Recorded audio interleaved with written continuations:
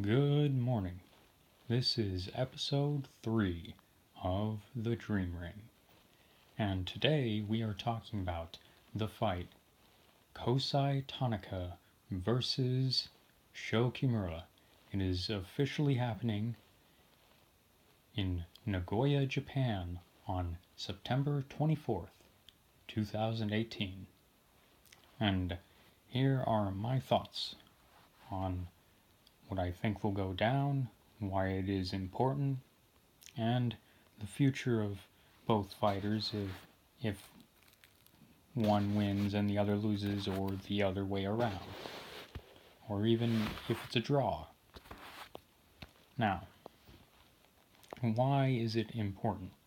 Well, it is important for Kosei Tanaka at least, because if he wins, this is only his 12th fight, and it'll be him earning a title in a third weight class. The only person who has won belts in 3 weight classes in that few of fights is Lomachenko, as he will be tying them if he wins. He will also be getting one up on Lomachenko in that sense, and that is that he will do so undefeated. Now, who do I think has the most likelihood of winning? Well, it is a little bit harder to tell. If you look at their records, they have a very similar knockout to win ratio, a little bit over 60%. And they both, most of their knockouts are later in the fight. Now, Kimura does have an inch in height advantage and an inch or two in reach advantage. This can be significant. It depends on how they fight. It really depends on how they fight. Now, if Kosei Tanaka comes in aggressively, making a big show, making it an interesting fight, I truly think that he could definitely take the win and take down Kimura. But if it goes into a outboxing competition, I don't know if he can win, because in that sense, your reach dictates whether you win or not. And what is the future for both fighters if, say, they win?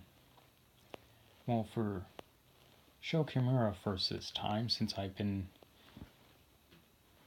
giving Kosei Tanaka the favor for most of this talk, is that I believe it'll give him just a little bit more publicity, and he could, maybe he goes to super flyweight, or maybe he unifies with another flyweight champion.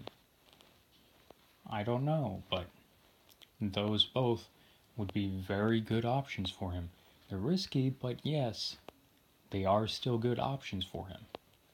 As for Kosei Tanaka, I could see him defending it a couple of times, and maybe if he finds that he's still quite powerful at flyweight and it doesn't seem like he's at the very edge, at his limit, maybe go up to super flyweight.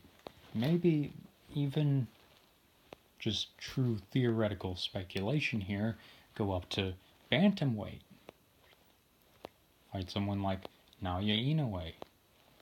Now he's not going to be brawling with Naoya Inoue. No, he's going to have to be playing a boxing game of trying to hit without being hit.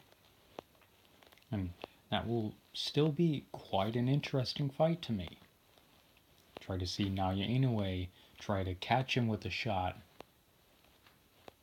that he can't dodge, that he can't counter.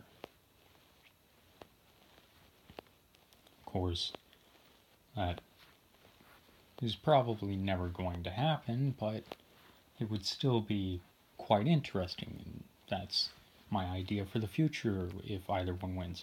What happens, say, if it's a draw? That would be disappointing in a way, but it could be business-wise much more beneficial for both of them.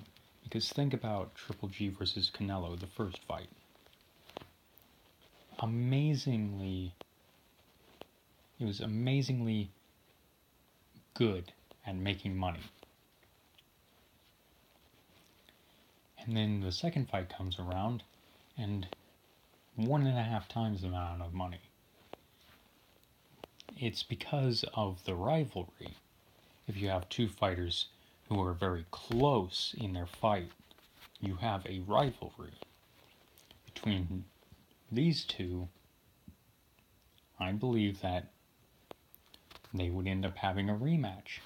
Or even if Kosei Tanaka wins, because it would be, to a lot of people, an upset victory, then they could have a rematch clause and still end up making an awful lot more money for them.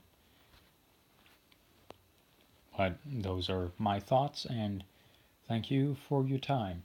This has been Shadow Grandmaster with The Dream Ring, Episode 3. Have a nice day.